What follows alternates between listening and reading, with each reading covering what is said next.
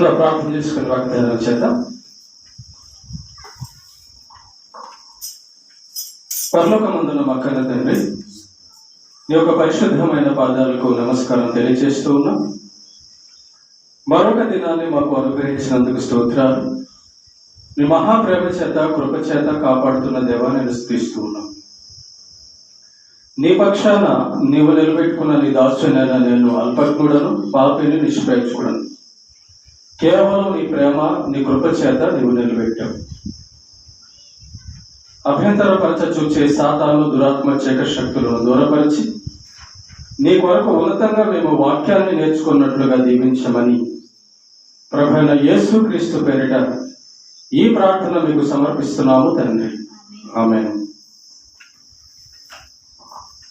ప్రేమల దేవుని పిల్లరా, పరిశుద్ధ గ్రంథంలో నుంచి ఈరోజు ఒక విషయాన్ని మనము నేర్చుకుందాం. అదేంటంటే, శ్రమల్లో దేవునిని నిందించకపోవుట దేవునికి సంతోషం. మనము ప్రార్థన చేసి దేవుణ్ణి సంతోష పెడతాం, మంచిదే. పాటలు పాడి దేవుణ్ణి మనం సంతోషపరుస్తాం, మంచిదే.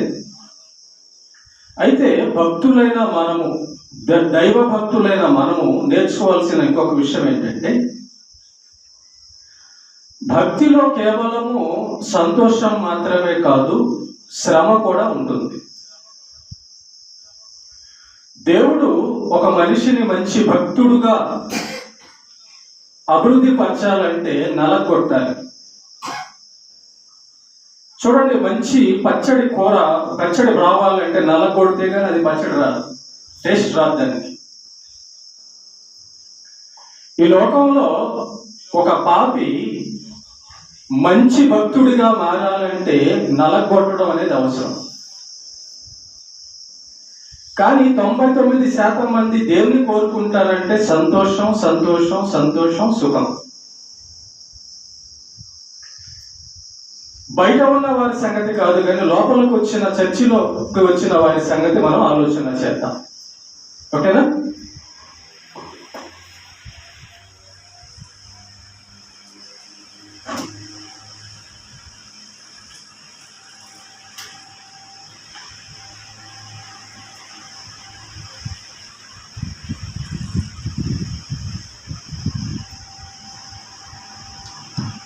దేవునికి మహిమ కలుగును గాక. స్తోత్రం.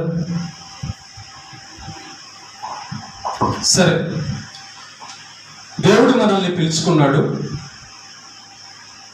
సంఘంలోకి వచ్చాము, చర్చిలో ఉన్నాము. సంఘం అంటే గోడలు కాదు, మనం. అయితే ఈ భక్తి జీవితంలో భూమి మీద నుంచి పరలోకానికి వెళ్ళే లోపల మనం పరలోకానికి సిద్ధపరచబడవలసి ఉంది. పరలోకంలో మనం ఎలా బ్రతకాలో అది భూమి మీద నేర్చుకోవాలి, భూమి మీద దాన్ని సిద్ధం చేసుకోవాలి. ఆకలి 1 గంటకి పుడుతుందనంగా 1 గంటకు ముందే మనం ఆహారాన్ని సిద్ధపరచుకుంటాం. కనుక ఈరోజు ఒక మంచి విషయాన్ని మనం నేర్చుకుందాం. ప్రార్థన చేసి దేవుణ్ణి సంతోషపరచవచ్చు, వెరీ గుడ్, చేయాలి. ఏదైనా కానుకలు ఇచ్చి దేవుని సంతోషపరచవచ్చు, మంచిది, చెయ్యాలి. పాటలు పాడి దేవుణ్ణి స్వరం ద్వారా మహిమపరచవచ్చు, వెరీ గుడ్. అయితే వీటన్నిటిలోంచి ఇంకొక ప్రత్యేకమైన విషయం ఏంటంటే, దేవుడు ఎక్కువగా సంతోషపడేది ఎప్పుడంటే, కష్టాలలో మనం ఉన్నప్పుడు దేవుణ్ణి మనం స్తుతించగలిగితే ఆ స్తుతి, ఆ మహిమ దేవునికి చాలా ప్రీతికరమైంది. ఆ పాఠాన్ని చాలా కొద్ది మంది నేర్చుకుంటారు, ఆ విషయాన్ని చాలా కొద్ది మంది కలిగి ఉంటారు. కాబట్టి ఈ లోకంలో మనం భూమి మీద ఉన్నప్పుడు, మానవ దేహాన్ని ధరించుకొని ఉన్నప్పుడు, చూడండి, ఎండ, వర్షము, గాలి, కష్టాలు, నిందలు, అవమానాలు, ఇవన్నిటి కలిగి ఉన్నటువంటి లోకంలో మనం ఉన్నాం. ఆకలి దప్పులు కలిగి ఉన్నటువంటి లోకంలో మనం ఉన్నాం. కాబట్టి ఈ ఆకలి దప్పులు, పేదరికము, అనారోగ్యాలు, రకరకాల నిందలు, పరిస్థితుల మధ్యలో ఉన్న మనము ఎలా భక్తి చేయాలన్నది దేవుడు చూస్తాడు. ఈరోజు ఒక భక్తుని జీవితంలో నుంచి ఆ పరిస్థితి మనం నేర్చుకుందాం, ఆ పాఠాన్ని మనం నేర్చుకుందాం. 99% మనం ఏమనుకుంటామంటే, నేను యేసు ప్రభుని నమ్ముకున్న తర్వాత ఇంకా నాకు ఆకలి దప్పులు ఉండకూడదు, యేసు ప్రభుని నమ్ముకున్న తర్వాత నాకు ఇంకా పేదరికం రాకూడదు, యేసు ప్రభుని నమ్ముకున్న తర్వాత నాకు ఇంకా అవమానాలు రాకూడదు, యేసు ప్రభుని నమ్ముకున్న తర్వాత నాకు ఇంకా రోగాలు రాకూడదు అని అనుకుంటాం. కానీ దేవుని యొక్క నియమం అలా ఉండదు. దేవుని యొక్క ఆలోచన, ప్రణాళిక అలా ఉండదు. దేవుని యొక్క ఆలోచనలు, దేవుని యొక్క ప్రణాళికలు, దేవుని యొక్క చిత్తము వేరేగా ఉంటుంది. దాన్ని గ్రహించడమే భక్తి. దాన్ని గ్రహించి నడుచుకోవడమే దేవుణ్ణి మనం సంతోషపరచడం. ప్రేమైన దేవుని బిడ్డలారా, మీకు ఒక చిన్న ఉదాహరణ చెప్పి నేను వాక్యంలోకి తీసుకెళ్తాను. ఒక చిన్న ఉదాహరణ చెప్తాను జాగ్రత్త. లోకంలో లేదా కొంతమందిలో మనం ఏ విషయాన్ని ఎక్కువ చూస్తామంటే, సంతోషం వస్తున్నంతసేపు బాగా దేవుణ్ణి పొగుడుతారు, సంతోషం వస్తున్నంతసేపు మందిరాలకు వస్తారు, సంతోషం కలుగుతున్నంతసేపు బాగానే ఉంటుంది. కానీ ఎప్పుడైతే వారి జీవితంలో శ్రమ వస్తుందో, ఎప్పుడైతే వారి జీవితాల్లో కష్టాలు వస్తాయో, ఎప్పుడైతే వారి జీవితాల్లో అవమానాలు, నిందలు ప్రారంభం అవుతుందో అప్పుడు వాళ్ళు చేసే పని ఏంటో తెలుసా? దేవుణ్ణి నిందించడం. వాళ్ళు చేసే పని ఏంటో తెలుసా? దేవుణ్ణి మీద సనగడం. వాళ్ళు చేసే పని, వాళ్ళు మాట్లాడే మాట ఏంటో తెలుసా? దేవుడు నాకు అన్యాయం చేశాడు, దేవుడు నన్ను మోసం చేశాడు అనే మాట అంటారు. ఇంట్లో ఎవరైనా చనిపోయారు అనుకోండి, భర్త చనిపోతే భార్య ఉంటుంది, అయ్యా దేవుడు నాకు అన్యాయం చేసేసాడు. పిల్లలు చనిపోతే ఏమంటారు? దేవుడు నాకు అన్యాయం చేసేసాడు. ఆస్తి పోతే ఏమంటారు? దేవుడు నాకు అన్యాయం చేసేసాడు. అంటే కష్టాలలో దేవుణ్ణి సనగడం భక్తి. కష్టాలలో దేవుని మీద మనం నేరారోపణ చేయడము మనకు దేవుని గురించిన జ్ఞానం కలిగి ఉన్నదని అర్థమా? ఈ పాఠాన్ని మనం నేర్చుకోకపోతే దేవుణ్ణి మనం ఎలా పెట్టగలం? నేను ఒక మాట మిమ్మల్ని అడుగుతున్నాను. 1 కేజీ బంగారం ఇచ్చి దేవుణ్ణి మనం సంతోషపరచలేం. 1000 కోట్లు ఇచ్చి దేవుణ్ణి మనం సంతోషపరచలేము. మనం అందంగా తయారు చేసుకొని దేవుణ్ణి సంతోషపరచలేము. పెద్ద బిల్డింగ్ ఒకటి కట్టి దేవుణ్ణి సంతోషపరచలేము. దేవుణ్ణి సంతోషపరచుట అనే దాంట్లో చాలా విధాలు ఉన్నాయి. నేను నాకు చెప్పాను, మీకు పాటల ద్వారా దేవుణ్ణి సంతోషపరచవచ్చు, ప్రార్థన ద్వారా దేవుణ్ణి సంతోషపరచవచ్చు,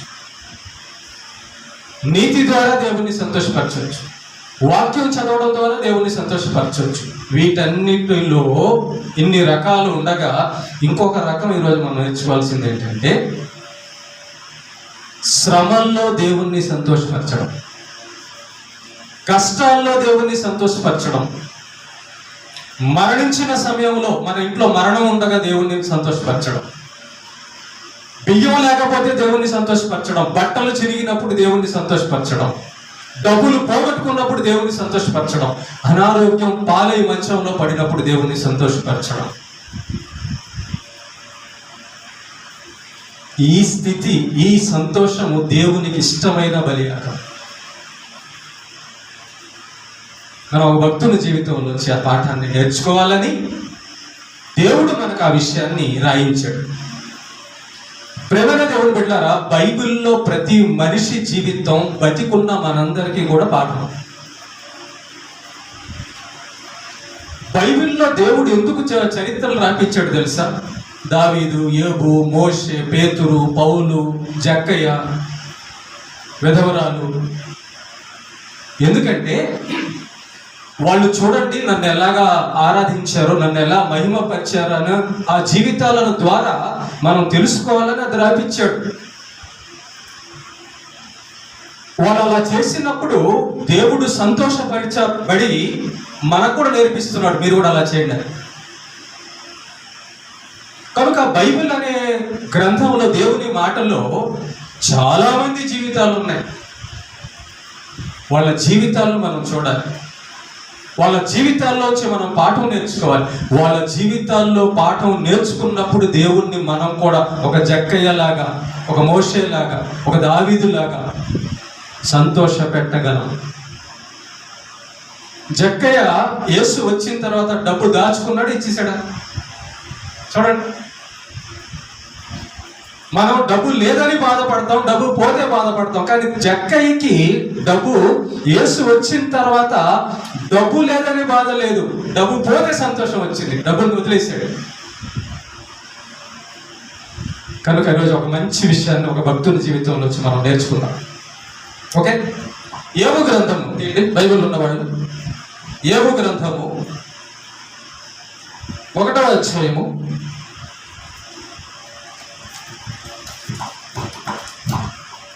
22వ వచనాన్ని చదువుదాం. యోబు గ్రంథము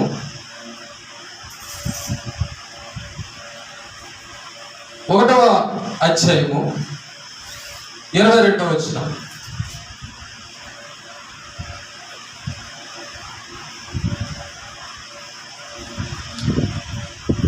చదువుతున్నాను, చూడండి. 22వ వచనం. ఈ సంగతులలో ఏ విషయమందును యోబు ఏ పాపమును చేయలేదు, దేవుడు అన్యాయము చేసెనని చెప్పలేదు. దేవుడు అన్యాయం చేశాడని చెప్పలేదంట యోబు గారు. దేవుడు తప్పు చేశాడని యోబు గారు చెప్పలేదంట. ఆ మాట దేవుని యొక్క మనస్సులో నిలబడింది.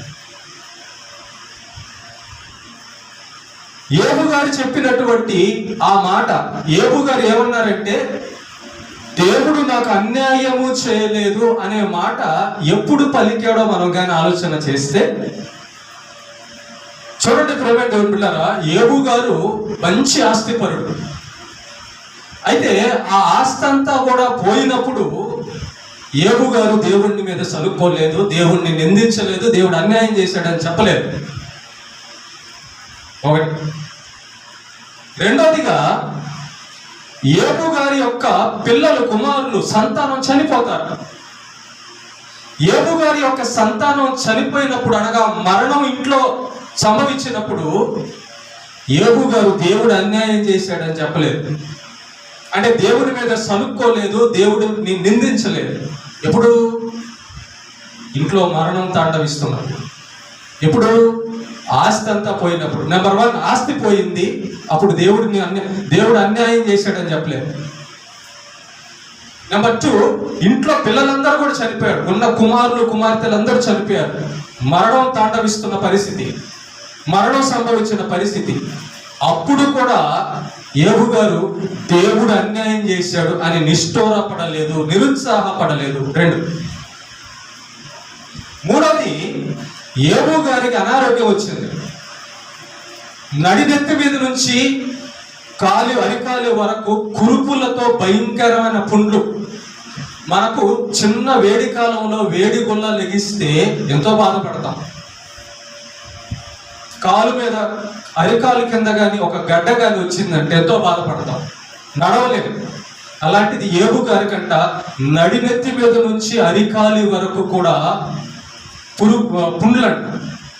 అంటే కూర్చోడానికి లేదు, పడుకోవడానికి లేదు, నడవడానికి లేదు. ఎలాంటి భయంకరమైన స్థితి చూడండి. 3వది, ఈ అనారోగ్యపు పరిస్థితుల్లో యోబు గారు దేవుణ్ణి నిందించలేదు, దేవుడి మీద సనుక్కోలేదు, దేవుడు అన్యాయం చేశాడని చెప్పలేదు. 3.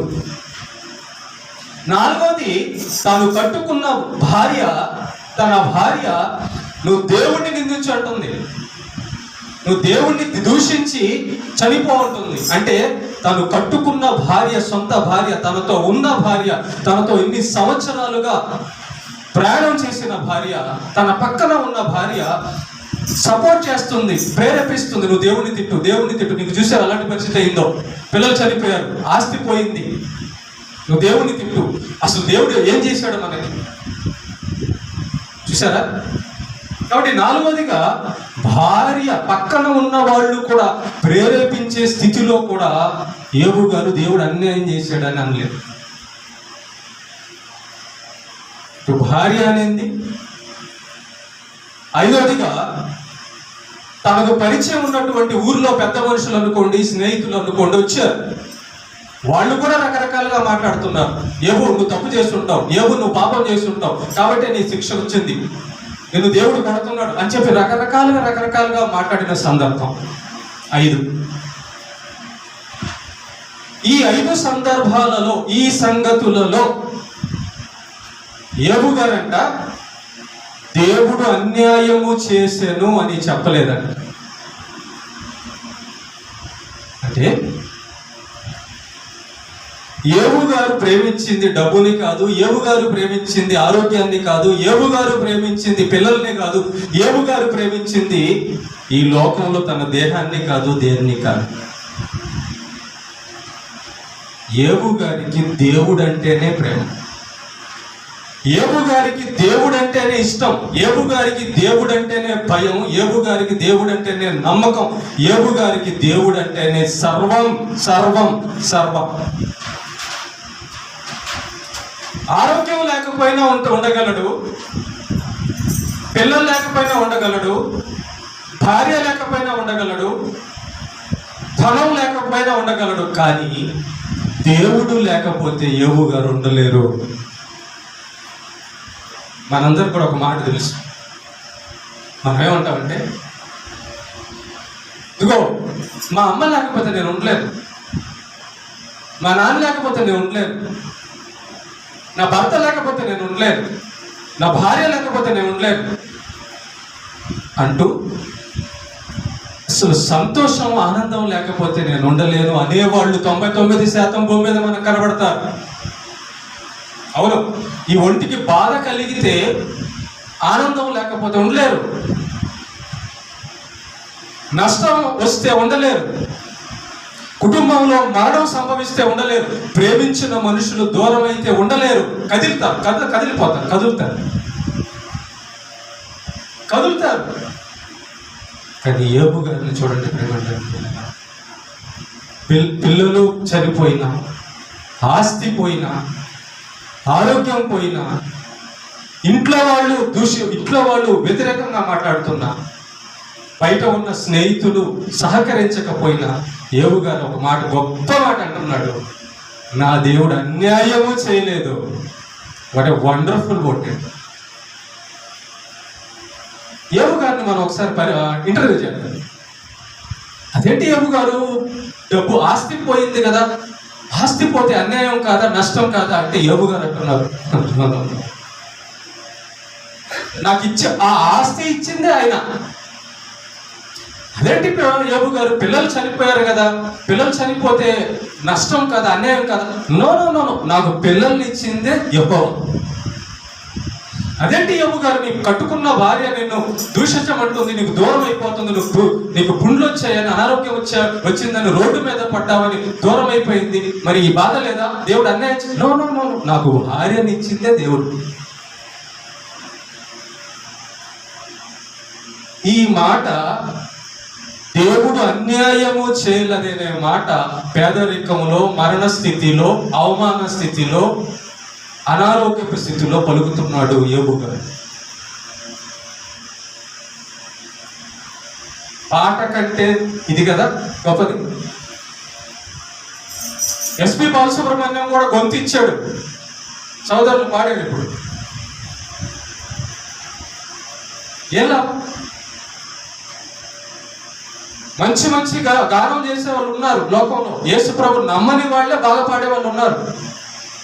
ఏం లాభం? నువ్వు బాగా పాడతావు, బాగా వాయిద్యం కొడతావు, డబ్బులు ఇస్తావు, బాగా అన్నీ చేస్తావు, కానీ బాగా లేనప్పుడు ఏం చేస్తావు? That is the important point. ఒక భక్తుడు అంటాడు, నా చేనులో పంట పండకపోయినా నేను యెహోవాని స్తుతిస్తాను. నేను ఏ స్థితిలోనైనా నేను యెహోవాను స్తుతిస్తాను. అది నిజమైన దైవ ఆరాధన. 4 పాటలు పాడి 4 మాటలు చదివి 4 కానుకలు ఇచ్చేసి వెళ్ళిపోతే దేవునికి సంతోషం అని మనం అనుకుంటే అది పొరపాటు. దేవుడు సంతోషపడే ఆరాధన, దేవుడు సంతోషపడే స్తుతి, దేవుడు సంతోషపడేటటువంటి స్థితి ఏంటి అంటే మనం కష్టాలలో దేవుడు నాకు అన్యాయం చేయలేదని చెప్పగలగడం. యోబు గారిలాగా. అంటే అర్థమేంటో తెలుసా? దేవుణ్ణి నమ్ముకున్న రోజు నుంచి కన్ను మూసే రోజు వరకు ఈ నోట, మన నోట ఆయన ఏ తప్పు చేయలేదు అనే మాట ఎప్పుడు కూడా రాకూడదు. అప్పుడు మనకు అర్థమయ్యాడు దేవుడు అని అర్థం. లోకంలో మనం చాలా మంది నోట వింటుంటాం, దేవుడు నాకు అన్యాయం చేశాడనే మాట వినపడుతుంటే వాళ్ళకి దేవుడు ఏమర్థం? దేవుడు అసలు అన్యాయం చేస్తాడా? దేవుడు అసలు పాపం చేస్తాడా? బైబిల్లో యోబు గ్రంథం 34:10 అంటున్నారు, దేవుడు అన్యాయము చేయుట అసంభవము, సర్వశక్తుడు దుష్కారము చేయుట అసంభవం. ఇది ఆత్మీయ స్థితిలో ఎదుగుదల. చాలా మంది ఏమంటారంటే, మాకు దేవుడు 2 బిల్డింగులు ఇచ్చాడు, దేవుడు మమ్మల్ని ఆశీర్వదించాడు. అది ఆశీర్వాదం కాదు, అది పూర్తి ఆశీర్వాదం కాదు. దేవుడు మాకు ఉద్యోగాన్ని ఇచ్చాడు, దేవుడు మాకు పిల్లల్ని ఇచ్చాడు, అది కాదు. దేవుడు ఎప్పుడు కూడా మేము కష్టంలో ఉన్నా, నష్టంలో ఉన్నా, మరణ స్థితి ఇంట్లో ఉన్నా, ఏమున్నా కూడా దేవుణ్ణి మేము ఏమనము, దట్ ఈస్ ద ఆశీర్వాదం. అప్పుడు ఆ మనిషి జీవితంలో ఒక ఆశీర్వాదం వచ్చిందని అర్థం. ఆ బిల్డింగ్ పడిపోతే, ఉద్యోగం పోతే, ఆరోగ్యం పోతే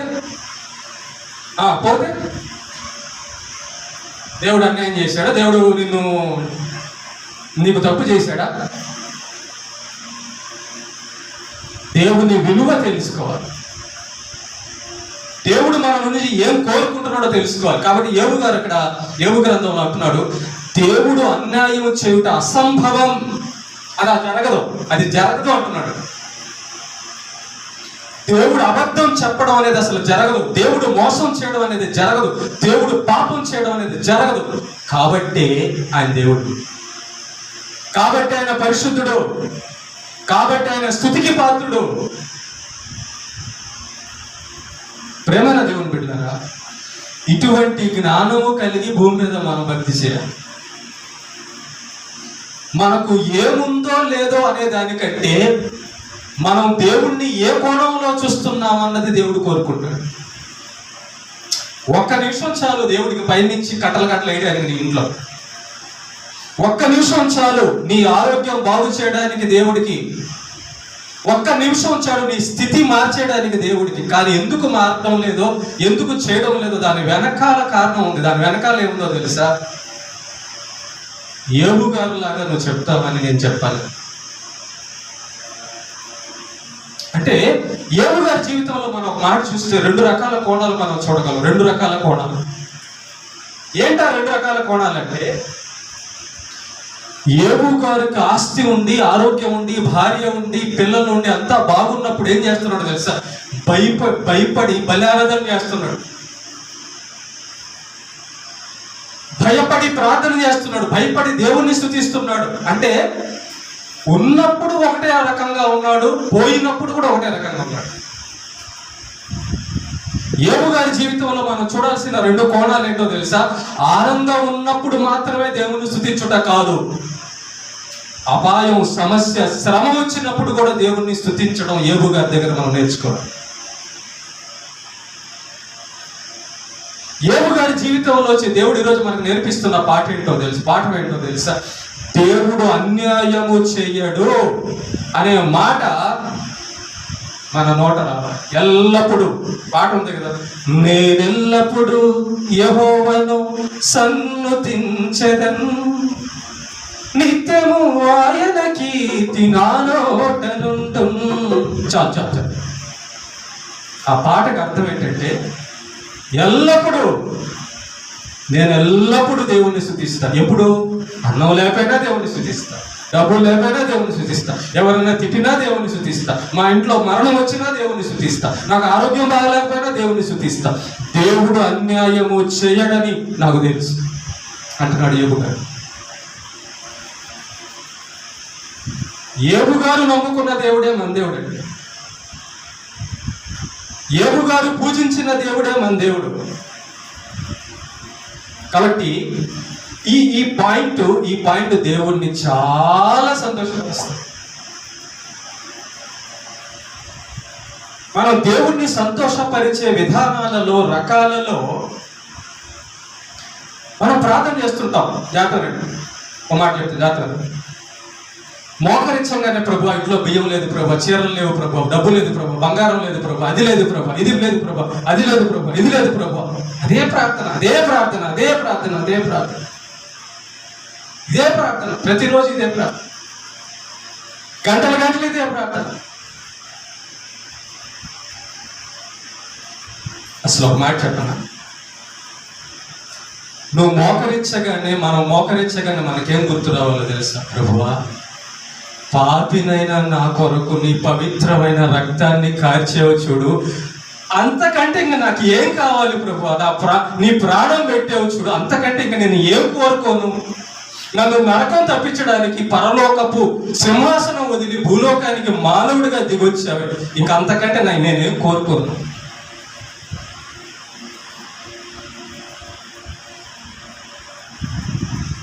మోకరించంగానే మనకేం కనబడాలి? అప్పులు, బియ్యం డబ్బా, చినిగిపోయిన బట్టలు. ఇది కాదండి, ఇది కాదు. మోకరించంగానే దేవుడు ఎలాంటాడో నీకు కనబడాలి. దేవుడు ఎలాంటాడో నీకు కనబడితే ఏ స్థితిలో ఉన్న ఆనందమే. పౌలు గారు అంటాడు, బ్రతుకుట క్రీస్తే, చావైతే లాభం. ఎందుకు? పేతురు గారు జైల్లో పడినప్పుడు హాయిగా నిద్రపోతున్నాడట. ఎందుకు?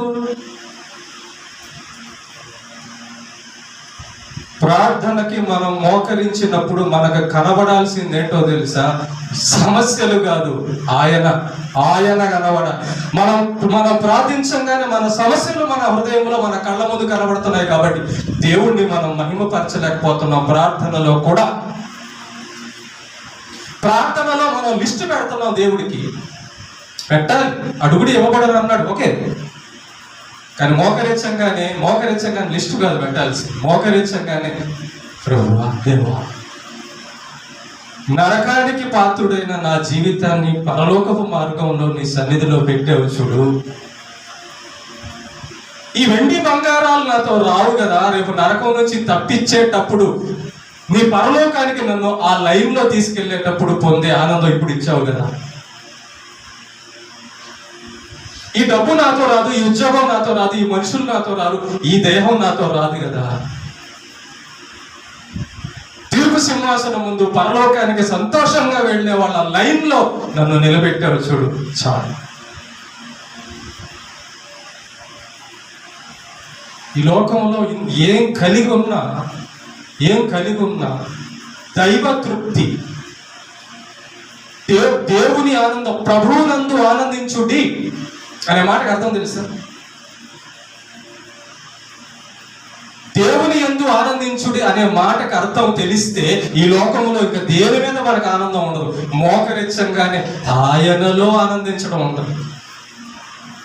బైబిల్లో ప్రభువునందు ఆనందించుడు అని ఉంది, కానీ డబ్బును చూసి ఆనందించండి, అందాన్ని చూసి ఆనందించండి, ఆస్తులను చూసి ఆనందించండి, ఎందుకంటే అవి ఉండవు. ఉండేవాడు కనికరించేవాడు, క్షమించేవాడు, బలపరిచేవాడు, ప్రేమించేవాడు, సరిదిద్దేవాడు, కొట్టేవాడు, నిలబెట్టేవాడు ఆయన.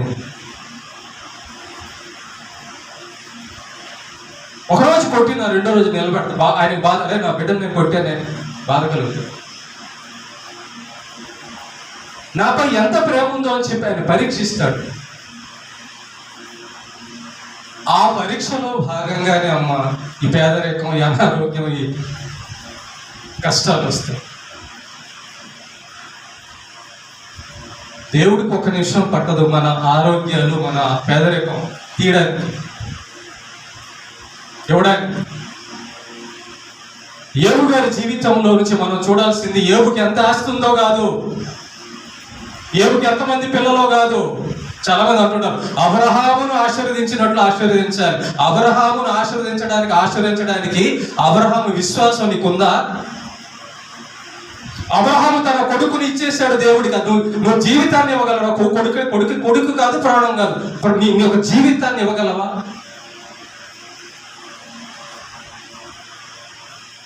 ఆశీర్వాదాలంటే కష్టంలో యోబు దేవుణ్ణి నిందించలేదు చూడు, అది ఆశీర్వాదం.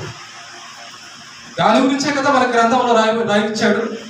అది యోబుకి ఎన్ని గొర్రెలు ఉన్నాయి, ఎన్ని బర్రెలు ఉన్నాయి, అది కాదు. వాక్యములో బైబిల్లో ప్రతిదీ కూడా క్షుణ్ణంగా పరిశీలిస్తే పరిశుద్ధాత్మ ద్వారా దాంట్లో ఉన్న నిజం, సత్యం బయటకు వస్తుంది. మనం డబ్బు మైండ్తో ఉంటే యోబు గారి ఆస్తి కనబడుతుంది.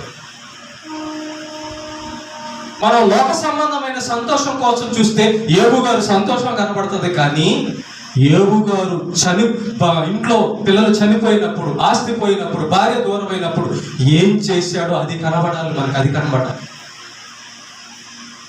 అది కనబడాలంటే ఎప్పుడు ఒకేలాగా ఉండాలి. నువ్వు మోకరించంగానే మనకు కనబడాల్సింది ఏంటో తెలుసా?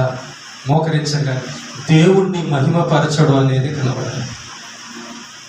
దేవుడు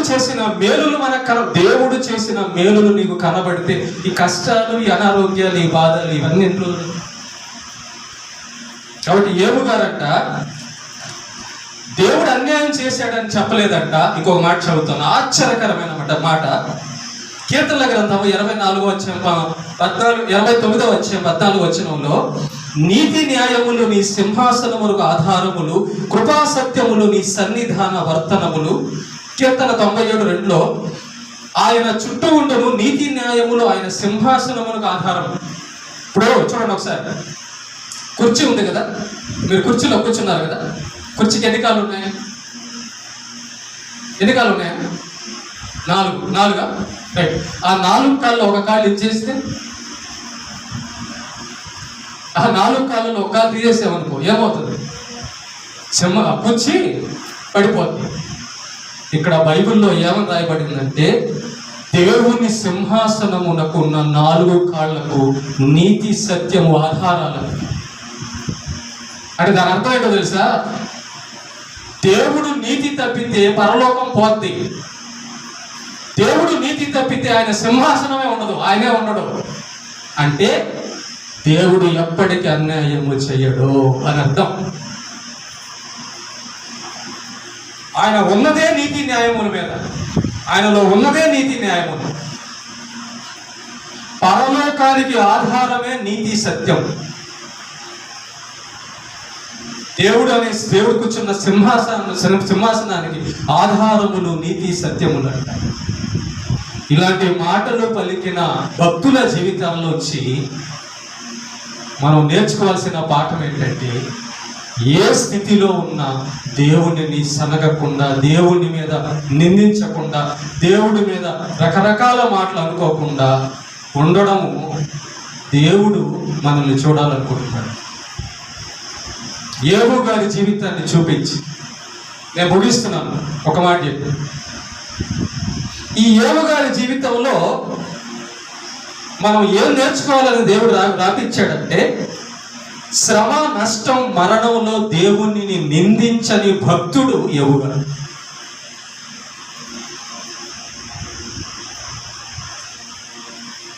ఇప్పుడు మనం యోబు వలె ఉంటే రేపు ఈ రోజు యోబు గారి గురించి దేవుడు చెప్పినట్టుగా రేపు మనం పరలోకం వెళ్ళేటప్పుడు కూడా, ఇదిగో కష్టం వచ్చినా నన్ను విడవలేదు, అనారోగ్యం వచ్చినా నన్ను విడవలేదు, ఏ పరిస్థితి వచ్చినా నన్ను విడవలేదని ఆయన చెప్తాడు. సింహాసనం దగ్గర చెప్తాడు నీ గురించి, నా గురించి.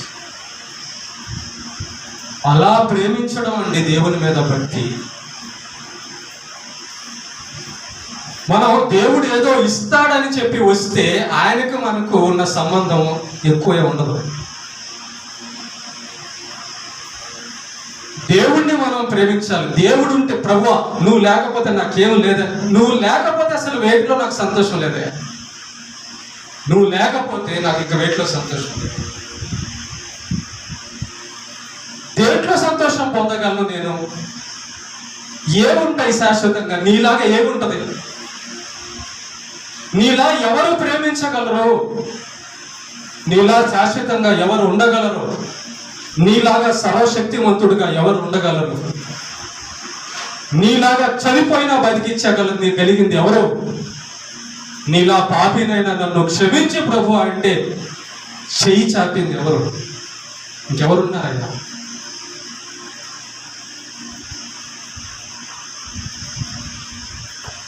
ఆత్మ సంబంధమైన విషయాల మీద మనస్సు పెట్టి దేవుణ్ణి ప్రేమించగలం. భౌతిక సంబంధమైన విషయాల మీద మనస్సు పెడితే దైవభక్తి చేయలేమండి, దేవుణ్ణి సంతోషపరచలేము. కాబట్టి దేవుణ్ణి సంతోషపరిచే విషయాలలో ఒకటి శ్రమల్లో దేవుణ్ణి నిందించకపోవుట. శ్రమల్లో దేవుని మీద సనుక్కొనకపోవుట. మనం మాట వరుసకైనా అంటాం, మాట వరుసగా ఏంటో బ్రదర్ ఎప్పుడు చూసినా కూడా కష్టాలు. నేను బాగా ప్రార్థన చేస్తున్నానండి, మందిరానికి వెళ్తున్నాను, అన్నీ చేస్తున్నాను, కానీ కష్టాలు ఆ మాట రాదు. అంటే కష్టాలు రావచ్చు, కానీ దేవుడేదో ఇవ్వడం లేదు అన్న కోణం ఉంది చూసా, అది తప్పు. ఒక మాట చెప్పనా? సర్వశక్తిమంతుడు దుష్కారము చేయుట అసంభవము, దేవుడు అన్యాయము చేయుట అసంభవం అని వాక్యములో రాయబడిన తర్వాత మనం చేసిన తప్పుకే ప్రతిఫలం ఉంటుంది, లేదా దేవుడు మనల్ని ఆత్మీకంగా అభివృద్ధి పరచడానికి ఉంటుంది తప్ప వేరేదేం ఉండదు. మనకొచ్చే కష్టాలు, మనకొచ్చే నష్టాలు రెండే రకాలు. మనకొచ్చే సమస్యలు రెండే రకాలు. ఒకటి మనం చెడ్డ పనులు చేసి తెచ్చుకుంటాము, రెండోది మనల్ని బలపరచడానికి, దేవుళ్ళు నిలబెట్టడానికి ఈ శ్రమలు వస్తాయి, అంతే. ఈ రెండుటి నుంచి ఇంక మూడోది రాదు. నాకు ఇప్పుడు చెప్పండి, నేను ఏమీ లేకపోయినా దేవుడు ఉండగలను అనే స్థితి ఉందా? నాకు ఏ పరిస్థితి వచ్చినా నేను దేవుడిని ఏమనను అని అంటే అది స్థుతి. చేతుల పైకి ఎత్తి ఇట్లా అంటే కాదు, ఇది స్థుతి. బయట అన్యజనులందరూ చూస్తున్నప్పుడు, అన్యజనులందరూ మన ఇంట్లో పరిస్థితి చూస్తున్నారు, వీళ్ళేంటయ్యా యేసు ప్రభువుని నమ్ముకున్నారు, ఎప్పుడు చూసినా బియ్యం ఉండదు, ఎప్పుడు చూసినా రోగాలు, ఎప్పుడు చూసినా హాస్పిటల్, ఎప్పుడు చూసినా అది అని అంటున్నప్పుడు వాళ్ళ మాటలకు కదలక చలించక ప్రార్థన చేస్తుంటే, యేసు గురించి సువార్త చేస్తుంటే అది దేవునికి ప్రీతికరమైన బలి ఆరాధన. అది దేవుణ్ణి నిందించకపోవడం, దేవుణ్ణి అర్థం చేసుకోవడం, దేవుణ్ణి ప్రేమించడం, అది కోరుతున్నాడు దేవుడు. అది అంటే ఆయనకి సంతోషం. చూసారా, అలాంటి పరిస్థితి ఆయనకి సంతోషం అంట. కాబట్టి యోబు జీవితంలో ఈ కోణం మనకు దేవుడు నేర్పిస్తున్నాడు.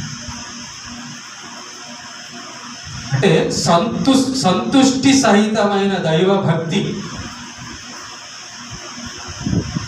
ఎల్లప్పుడూ దేవుని యందు సంతోషం కలిగి ఉండే దైవ భక్తి, ఎల్లప్పుడూ దేవునికి దూరం అవ్వకుండా ప్రేమించే భక్తి ఆయన కోరుచున్నాడు మన నుంచి.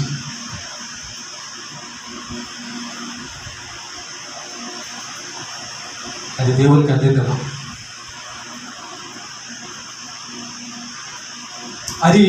అది మనలో చూసి ఆయన ఆనందపడేటట్లు చేద్దాం.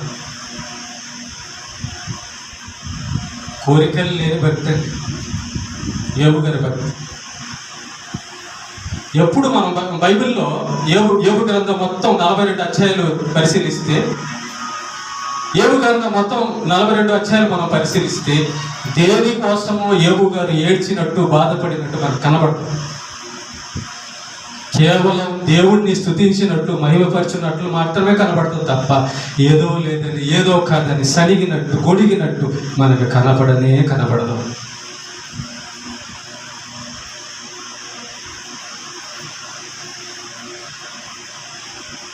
అలాంటి విషయాలు దేవుడు మనం చేయాలని కోరుతున్నాడు. అలాంటి భక్తి మనలోంచి దేవుడు చూడాలని కోరుతున్నాడు. ప్రార్థన చేద్దాం, లేదని తప్పేం లేదు, లేదు అని ప్రార్థన చేయడం తప్పు కాదు. కానీ అలాంటి స్థితిలో నిరుత్సాహపడడం, అలాంటి స్థితిలో ఏదో దేవుడు ఏదో ఇవ్వలేదు అని దేవుడి మీద ఏదో అనుకోవడం అనేది కరెక్ట్ కాదు. అలాగని మనం చేయగలిగితే దేవుడు ఎంత సంతోషపడతాడు కదా. ఏమీ లేకపోయినా ప్రార్థనకు వస్తుంది, ఏమీ లేకపోయినా నన్ను స్తుతిస్తుంది, ఏమీ లేకపోయినా నీతిగా ఉన్నాడో, ఏమీ లేకపోయినా భక్తిలో ఉన్నాడు, ఏమీ లేకపోయినా నా గురించి చెప్తున్నాడు. ఆ భక్తి దేవుణ్ణి సంతోషపరుస్తాడు. ఈ లోకంలో ఏదో పొందడానికి కాదండి, ఆయననే సంతోషపరచడము మనము చేయవలసిన పని. ఆయన అన్నీ చేసేసాడు, అన్నీ ఇచ్చేసాడు, ప్రాణం ఇచ్చాడు, పరలోకం సిద్ధం చేశాడు, అన్నీ ముందుగా అయిపోయినాయి. అది మనం తెలుసుకోగలిగితే మోకరించినప్పుడు ఆయనతో క్లియర్గా మాట్లాడగలం. నువ్వు మోకరించినప్పుడు ఆయనతో క్లియర్గా మాట్లాడగలం. ప్రభువా, నాకు అన్నీ ఇచ్చేసావు కదా, నీ పరలోకం రాసిచ్చావు, నీ ప్రాణం పెట్టావు, ఇంకేంటి, నేను నిన్ను ఏమడగను, నేను నిన్ను సంతోషపెట్టడం ఒకటే బాకీ. నాకు కావాల్సింది నువ్వు రాసిచ్చావు కదా, నాకు కావాల్సింది వచ్చేసావు కదా. కాబట్టి కష్టమైన నష్టమైన ఏ పరిస్థితి అయినా నిన్ను సంతోష పెట్టడం నాకు మిగిలిన జీవిత కాలం.